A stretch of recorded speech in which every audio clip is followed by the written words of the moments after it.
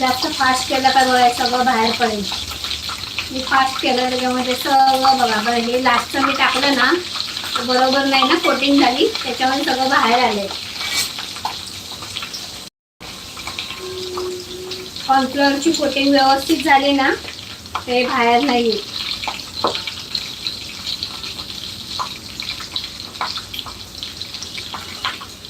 मी बटाट्यामध्ये अजिबात काही घातलेलं नाहीये, ना मीठ ना मसाला ना काय.